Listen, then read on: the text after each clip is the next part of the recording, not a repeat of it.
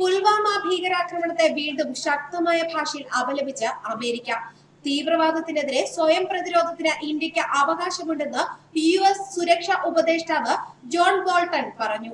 Indian സുരക്ഷാ ഉപദേഷ്ടാവ് Ajith ഡോവലുമായി John Bolton ഫോണിൽ സംസാരിച്ചതായി റിപ്പോർട്ട്. പുൽവാമ ഭീകരാക്രമണത്തിൽ വീരമൃത്യു വരിച്ച ജവാന്മാർക്ക് ആദരാഞ്ജലികൾ അർപ്പിക്കുന്നുവെന്ന് പറഞ്ഞ ജോൺ ബോൾട്ടൺ തീവ്രവാദത്തെ നേരിടുന്നതിന് ഇന്ത്യക്ക് അമേരിക്കയുടെ പൂർണ്ണ പിന്തുണയുണ്ടെന്ന് വ്യക്തമാക്കി.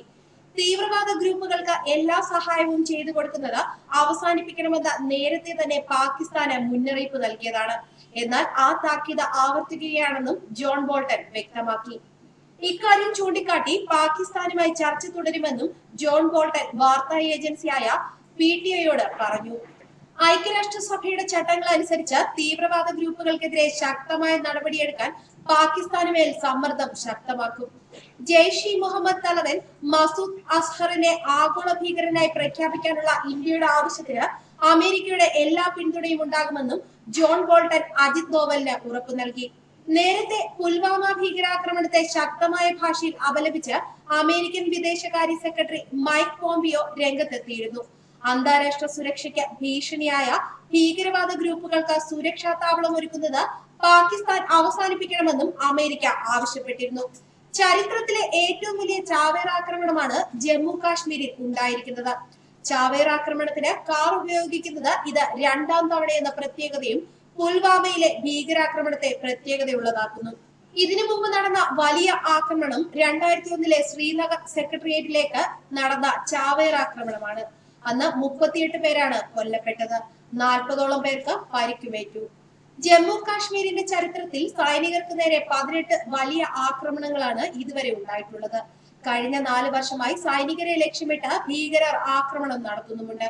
വലിയ ആൾനാശം ഉറപ്പുവരുത്തുന്ന തരത്തിൽ ആസൂത്രിതമായ ആക്രമണമാണ് ജെയ്ഷ് ഇ മുഹമ്മദ് നടത്തിയത്. സമീപകാലത്ത് ഉറിയിലുണ്ടായ ഭീകരാക്രമണമായിരുന്നു ഇതിനു മുമ്പുണ്ടായ ഏറ്റവും വലിയ ആക്രമണം. 20 സൈനികരോളമാണ് അന്ന് വീരമൃത്യു വരിച്ചത്. സമാനമായ രീതിയിൽ അതേ ഭീകര സംഘടന തന്നെയാണ് പുൽവാമയിലും ആക്രമണം നടത്തിയത്. തിരിച്ചടിയുടെ സൂചന നൽകിയാണ് പ്രധാനമന്ത്രി അടക്കമുള്ള നേതാക്കൾ ഇതിനോട് പ്രതികരിച്ചത്. ശക്തമായ തിരിച്ചടികൾ ഉണ്ടാകുമെന്ന സൂചനകൾ ഉന്നത കേന്ദ്രങ്ങളിൽ നിന്ന് വരുന്നുമുണ്ട്. മാവോയിസ്റ്റ് ആക്രമണങ്ങൾ കൈകാര്യം ചെയ്ത് പരിചയമുള്ള K വിജയകുമാറാണ് ജമ്മു കാശ്മീർ ഗവർണറുടെ സുരക്ഷാ ഉപദേഷ്ടാവ്. അദ്ദേഹം തന്നെയാണ് സ്ഥിതിഗതികൾ സംബന്ധിച്ച മേൽനോട്ടം വഹിക്കുന്നത്. 350 കിലോയോളം സ്ഫോടക വസ്തുക്കളാണ് ആക്രമണത്തിന് ഉപയോഗിച്ചത്. ഇത് എവിടെ നിന്ന് സംഘടിപ്പിച്ചു, ആക്രമണത്തിൽ പാകിസ്ഥാനുള്ള പങ്ക്, മറ്റ് വിദേശ രാജ്യങ്ങളിൽ നിന്നാണോ ഇവ സംഭരിച്ചത്, എങ്ങനെ ഉപയോഗിച്ചു, ഏതുതരം ആസൂത്രണങ്ങളാണ് നടത്തിയത് തുടങ്ങിയ വിശദാംശങ്ങളിൽ അന്വേഷണം നടക്കും. കാശ്മീരിൽ നിന്ന് ഭീകരർക്ക് ലഭിച്ച സഹായങ്ങളും അന്വേഷണ പരിധിയിൽപ്പെടും. 100 മീറ്ററോളം വ്യാപിക്കുന്ന സ്ഫോടനമാണ് നടന്നത്.